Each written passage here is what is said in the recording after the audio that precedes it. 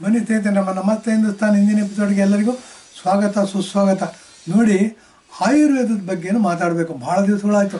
ನಮ್ಮದು favourite subject Ayurveda. ಏನಾಗಿದೆ, ರಾಜಕೀಯವಾಗಿ ಮಾತಾಡ್ತಾ ಆಯುರ್ವೇದನ ಮರ್ತೇ ಬಿಟ್ಟಿದ್ದೀವಿ. ಸುಮಾರು ಜನ ಜ್ಞಾಪಿಸ್ತಾರೆ ಆಯುರ್ವೇದದ ಬಗ್ಗೆ ಮಾತಾಡಿ ಸರ್ ಅಂತ.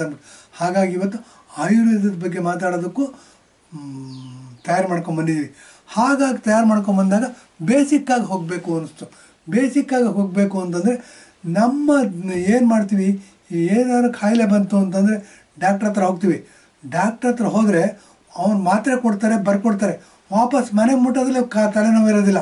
ಈ ಥರ ಮೆಡಿಸನ್ಗೆ ಏನಂತೀವಿ ನಾವು, ಇದು ಕಾಯಿಲೆ ವಾಸಿ ಆಯಿತಾ ಅನ್ನೋ ಪ್ರಶ್ನೆ ಬಂದರೆ ನಾವು ಇದರಲ್ಲಿ ಕಾಯಿಲೆ ವಾಸಿ ಆಗಿಲ್ಲ ಸ್ವಾಮಿ, ಪ್ಯಾಲಿಯೇಟ್ ಅಂದರೆ ಶಮನವಾಯಿತು ಅಂತ ಹೇಳ್ತೀವಿ. ತಲೆನೋವಿತ್ತು, ತಲೆನೋವು ಹೋಯಿತು, ಶಮನವಾಯಿತು, ಉಪಶಮನ ಅಂತ ಹೇಳ್ತೀವಿ. ಏನು ಅಂದರೆ ಪ್ಯಾಲಿಯೇಷನ್ ಅಂತ ಹೇಳ್ತೀವಿ. ಇದು ನಡೀತಾ ಇದೆ. ಇದೇನಾಗಿದೆ, 190 ಜನ ಇದು ಕಾಯಿಲೆ ವಾಸಿ ಇರ್ತಕ್ಕಂಥ ಏಕೈಕ ಮಾರ್ಗ ಅಂತ ತಿಳ್ಕೊಂಬಿಟ್ಟಿದ್ದಾರೆ.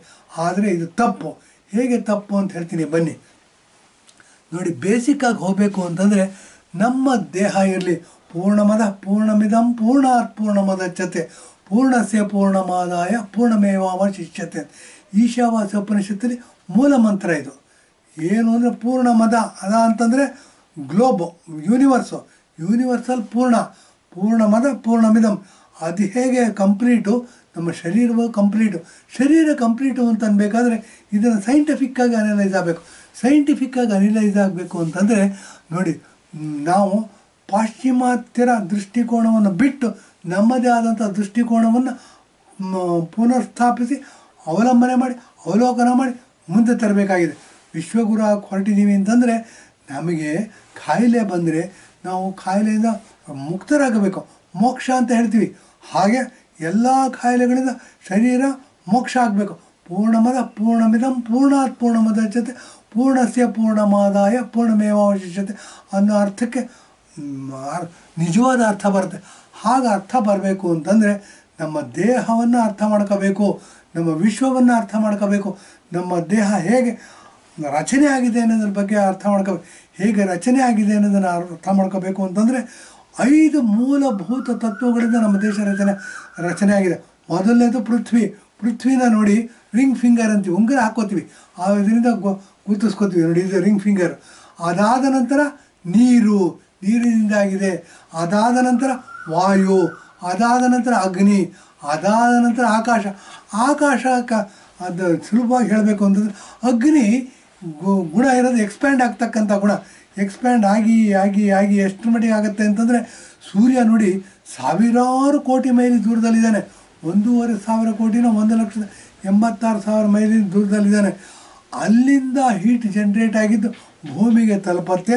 ಭೂಮಿ ಮೇಲೆ ಬೀಜಗಳನ್ನ ಹಾಕಿದ್ರೆ ಅಂಕುರ ಆಗಿ ಮೊಳಕೆ ಹೊಡೆಯುತ್ತೆ ಅನ್ನೋದು ನಾವು ನೋಡಿದ್ವಿ. ನಾವಂತ ಪ್ರಾಕ್ಟಿಕಲ್ ಆಗಿ ನೋಡೋದು.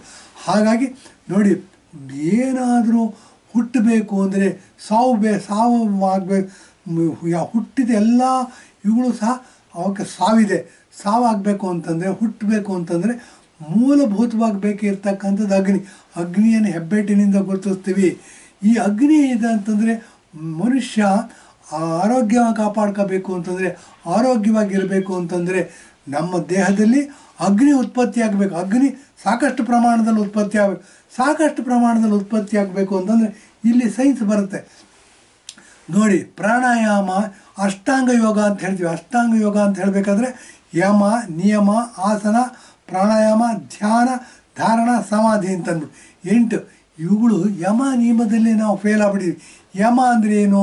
ಯಮ ಅಂತಂದರೆ ಪ್ರಕೃತಿ ಮಾಡಿರ್ತಕ್ಕಂಥ ನಿಯಮಗಳು. ಪ್ರಕೃತಿ ಮಾಡ್ತಕ್ಕಂಥ ನಿಯಮಗಳು ಅಂತಂದರೆ, ಪ್ರಕೃತಿನಲ್ಲಿ ಸೂರ್ಯನ ಬೆಳಕಿದ್ದರೆ ಬೀಜ ಅಂಕುರ ಆಗಿ ಗಿಡ ಆಗುತ್ತೆ.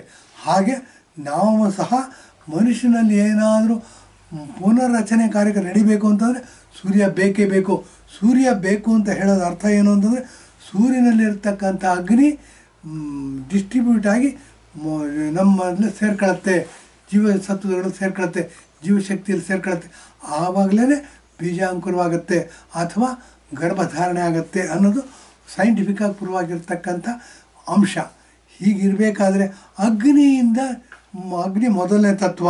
ಎರಡನೇ ತತ್ವ ಬಂದ್ಬಿಟ್ಟು ಅಗ್ನಿ ಚೆನ್ನಾಗಿ ಉರಿಬೇಕು. ಬರೀ ಅಗ್ನಿ ಆದಾಗಲ್ಲ, ಅಗ್ನಿ ಚೆನ್ನಾಗಿ ಉರಿಬೇಕು ಅಂತಂದರೆ ವಾಯು ಬೇಕು. ಅದನ್ನು ತೋರು ಬೆರಳು ಈ ಬೆರಳಿಂದ ಸೆಕೆಂಡ್ ಫಿಂಗರಿಂದ ರೆಪ್ರೆಸೆಂಟ್ ಮಾಡ್ತೀವಿ. ಮತ್ತು ಅಗ್ನಿಗೆ ಎಕ್ಸ್ಪ್ಯಾಂಡ್ ಆಗ್ತಕ್ಕಂಥ ಗುಣ ಇದೆ.